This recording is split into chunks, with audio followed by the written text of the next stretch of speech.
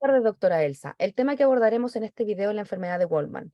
Trabajo realizado para el ramo de bioquímica en primer año de medicina. Quienes exponen son Elías Aguirre, Ailina Ayala, Fabiola de la Fuente y quien les habla, Gloria Castro.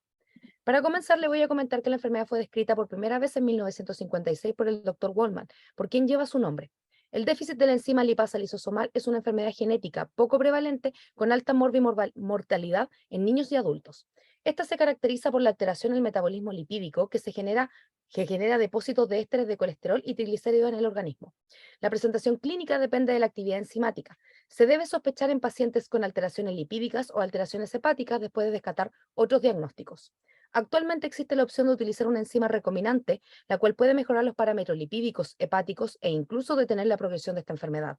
Es importante realizar un diagnóstico oportuno para iniciar de forma temprana el tratamiento específico con el fin de prevenir la morbimortalidad. Se llevó a cabo una revisión de la literatura en torno al déficit de la lipasa ácida lisosomal para orientar acerca de la fisiopatología, manifestaciones clínicas, diagnóstico y el tratamiento. La enfermedad de Wolman es una enfermedad presente al nacimiento caracterizada por problemas en el procesamiento de los lípidos. Es la forma más severa de las enfermedades derivada de esta deficiencia. Por la ausencia o baja producción de la enzima lipasa ácida en los lisosomas, se produce acumulación de lípidos en diversos órganos juntos con formación de depósitos de calcio en las glándulas suprarrenales, que están encargadas de la producción de diversas hormonas muy importantes.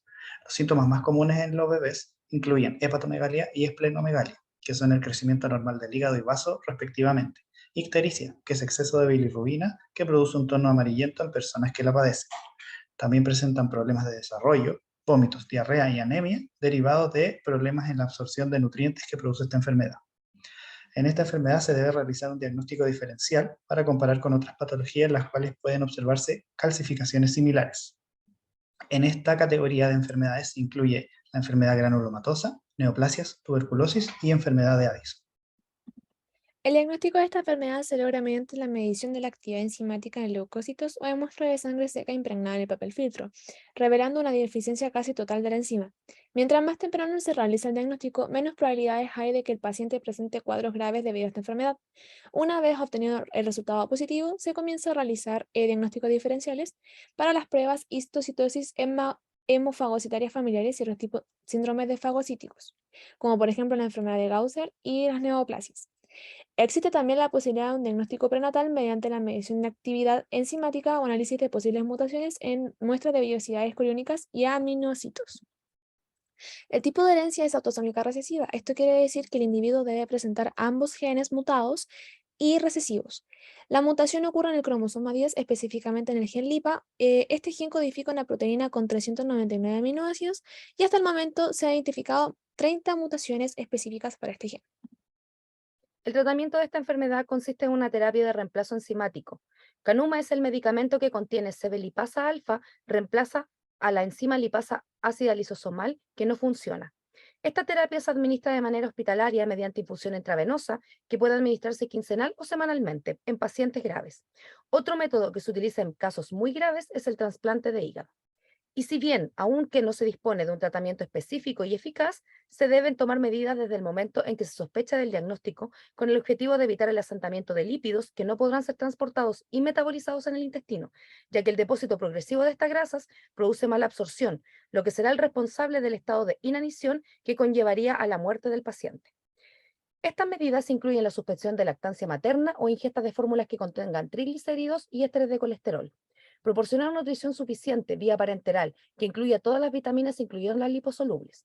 Respecto a lo anterior, algunos autores opinan que ni siquiera una dieta carente de grasas mejora la diarrea y corrige el síndrome de malabsorción, mientras que otros creen que la hiperalimentación parenteral puede mejorar en parte el deterioro nutricional.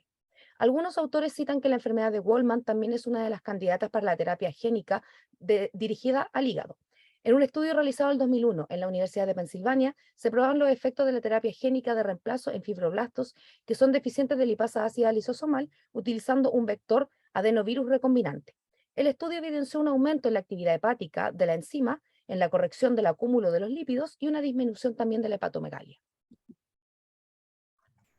Para comprender esta enfermedad, primero debemos saber que en personas sanas, los esteres de colesterol y triglicéridos son transportados en lipoproteínas de baja densidad, LDL, y las de muy baja densidad, VLDL, a los hepatocitos.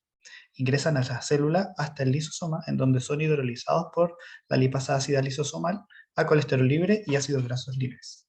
El colesterol libre inhibe la acción de la HMG coenzima A, que es la enzima que regula la velocidad de la vía metabólica que produce el colesterol, limitando así su formación en exceso.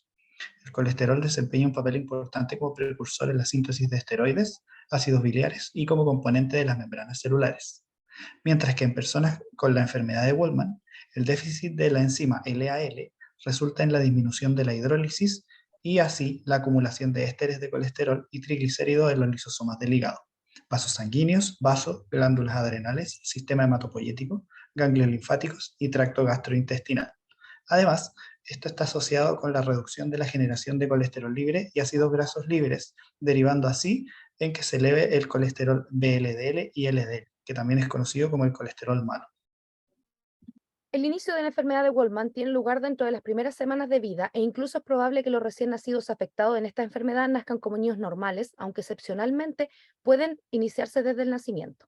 La mayoría de los pacientes cursan con un cuadro clínico similar que se caracteriza por vómitos, diarrea, esteatorrea, hepatoesplenomegalia, distensión abdominal, desnutrición progresiva y detención en la curva ponderal o curva de crecimiento. La esplenomegalia puede presentarse en 1 de cada 3 casos. Puede haber enfermedad pulmonar crónica, taquipnea, ascitis y linfadenopatías. El fondo de ojo no revela la mancha rojo cereza característica de otras tesaurismosis.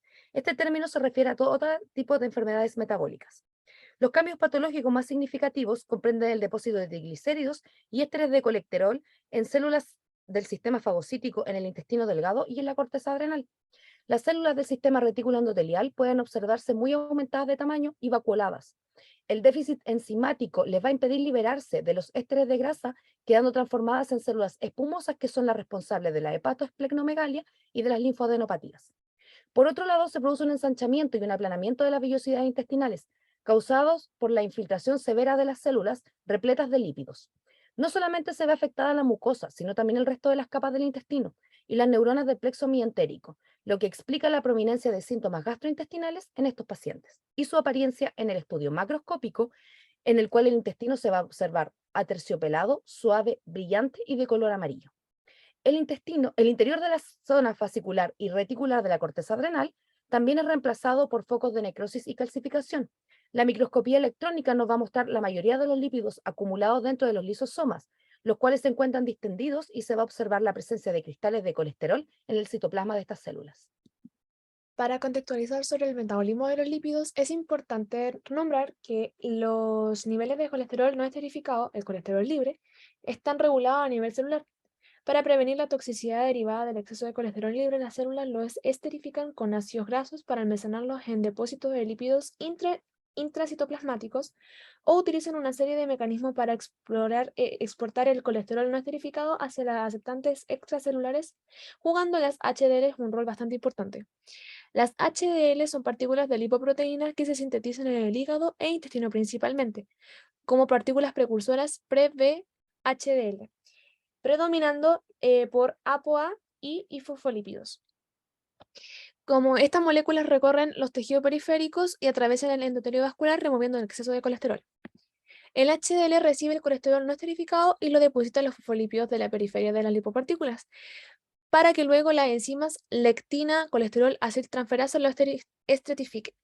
En circulación, el colesterol esterificado puede metabolizarse por dos vías, directamente desde el HDL hacia el hígado mediante receptores o el traspaso de colesterol desde las HDLs a las lipoproteínas ricas en triglicéridos, que son los very low density y las kilomicrones, siendo el colesterol captado por los receptores celulares para estas lipoproteínas.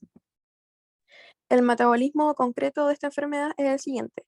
Las lipoproteínas de baja densidad, LDL, y las lipoproteínas de muy baja densidad, VLDL, son captadas por los hepatocitos por medio del receptor de colesterol LDL, que está marcado en el cuadro A azul en la membrana, y son dirigidos hacia los lisosomas. La ausencia de la lipasa ácida lisosomal dentro del lisosoma resulta en una disminución de la hidrólisis y acumulación lisosomal de ésteres de colesterol CE y triglicéridos TG, además de una reducción de la generación de productos que incluyen el colesterol libre, denominado FC, y ácidos grasos FA. El descenso del colesterol libre proviene de los lisosomas, se traduce en un incremento del procesamiento y actividad de las proteínas de unión a elementos regulatorios de esterol, que lo tenemos en la imagen como SREBP, y en una acentuada síntesis de colesterol y ácidos grasos, lo que acrecienta la secreción de colesterol VLDL y los niveles de LDL. Adicionalmente, la escasa generación de los lisosomas libres de colesterol genera una baja activación de los receptores X del hígado, que lo podemos ver como LXR, y una disminución de la expresión del cassette del transportador de colesterol de un ATP ABCA1. Por otro lado, esto también reduce el flujo de colesterol a la apolipoproteína AI, ApoAI, dando lugar a niveles plasmáticos reducidos de colesterol HDL. Luego de la infusión intravenosa de la lipasa ácida lisosomal humana, que lo podemos ver en el recuadro B, esta es recombinante y se denomina como RH-LAL. Esta es captada por los hepatocitos por medio de un receptor de manosa 6-fosfato M6P y dirigida hacia los lisosomas. La enzima recombinante compensa la deficiencia y hidroliza los esteroles de colesterol y triglicéridos, lo que resulta en la reversión de los defectos metabólicos de lípidos intracelulares y del plasma. Como conclusión, podemos descartar 5 puntos, que es poco prevalente subdiagnosticada generada por mutaciones de gen LIPA, afecta el metabolismo lipídico a nivel lisosomal y se caracteriza por la acumulación sistémica progresiva de colesterol esterificado de triglicéridos. El fenotipo de presentación depende del grado de la actividad enzimática. Como cuarto lugar, el diagnóstico representa un reto, ya que las manifestaciones clínicas se asemejan con las otras enfermedades. Y último lugar, que el diagnóstico precoz es esencial para el manejo del tratamiento enzimático sustitutivo.